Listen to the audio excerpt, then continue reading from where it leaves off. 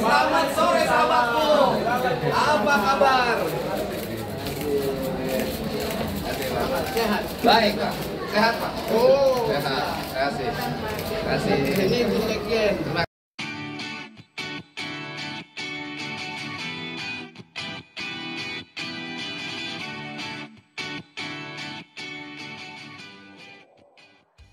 Barusan ini Pak Gubernur Jawa Barat, Kang Edi, datang ke kantor Kementerian Hak Asasi Manusia.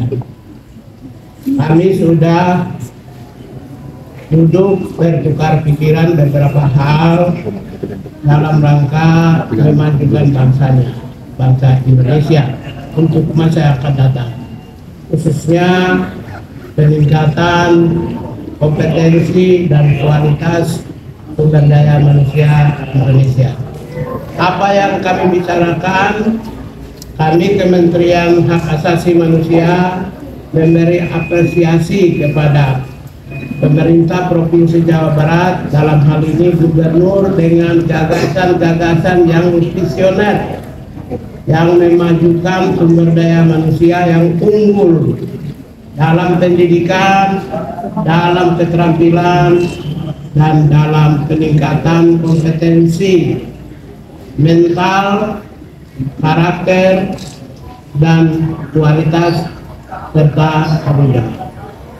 Ya, kebijakan peningkatan sumber daya manusia tersebut sebenarnya adalah menyertai target pemerintah di mana 2045 adalah Indonesia Emas. Dalam Indonesia Emas itu kita bagi ada 3 segmen, 3 rentang waktu. Rentang waktu pertama adalah 2025 sampai 2035, itu adalah transformasi bangsa, menyiapkan SDM yang unggul. Oleh karena itulah beberapa kebijakan Presiden antara lain makan bergizi gratis, pendidikan, kesehatan, dan peningkatan kompetensi, skills, dan sumber daya manusia, membumikan kebijakan populis dari Sabang sampai Merauke secara masif. Itu adalah menyiapkan SDM yang unggul pada masa yang akan datang. Salah satu kebijakan yang diambil dalam rangka itu secara teknis, satu program unggulan itu adalah yang seirama, senasib dengan cita Presiden Prabowo, adalah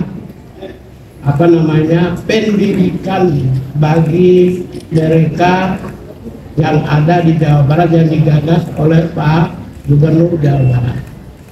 Oleh karena itulah kami menyambut positif dan kami dapat banyak informasi tentang apa yang dilakukan dan apa yang akan dilakukan ke depan.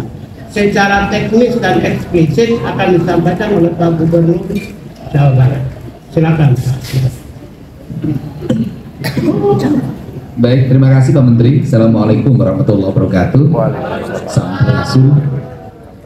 Kami menyampaikan bahwa ada problematika dalam spirit kebangsaan kita, yaitu membangun narasi agar anak-anak muda Indonesia, khususnya anak-anak di Provinsi Jawa Barat yang sedang menekuni jenjang pendidikan SMP dan SMA serta sederajat atau sanawiyah dan madrasah aliyah, yaitu pola pendidikan karakter melalui peningkatan kualitas disiplin hidup dan perubahan pola hidup.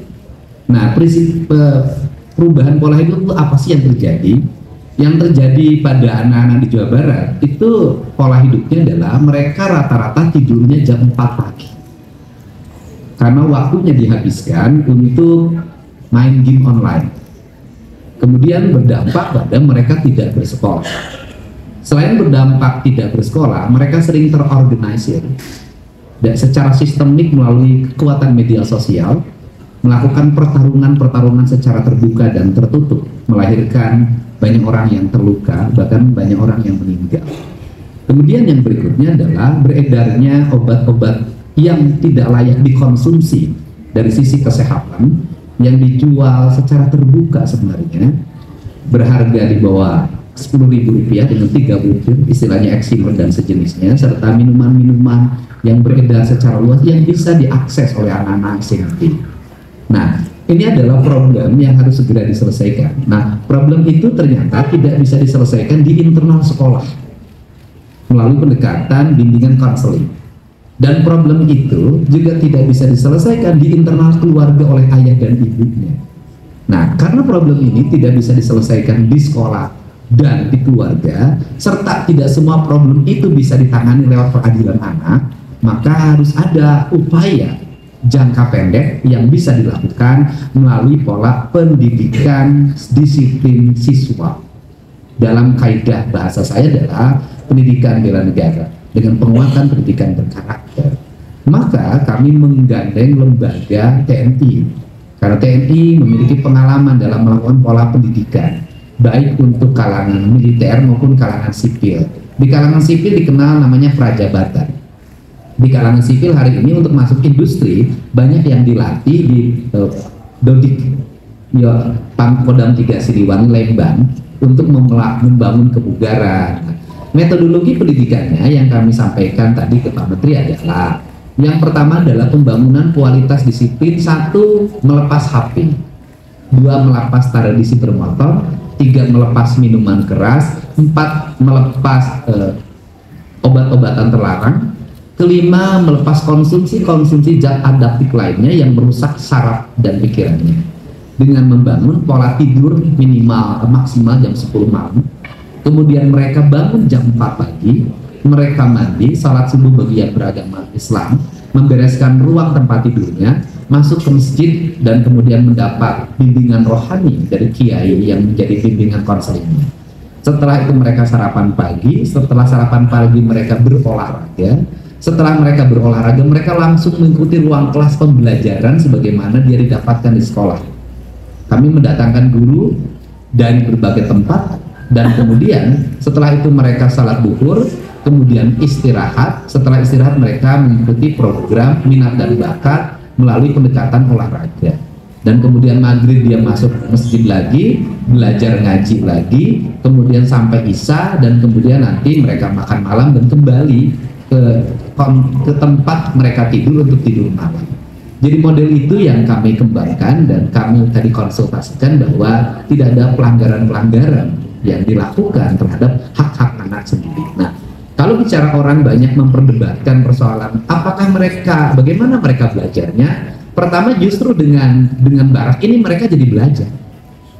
Mereka jadi ada gurunya. Kenapa? Karena selama ini mereka bolos. Mereka tidak pernah belajar, bangunnya rata-rata jam 10 siang. Nah, ini adalah. Kemudian yang kedua, bagaimana lingkungannya di barak itu, di komplek pendidikan itu mereka mendapat lingkungan yang baik.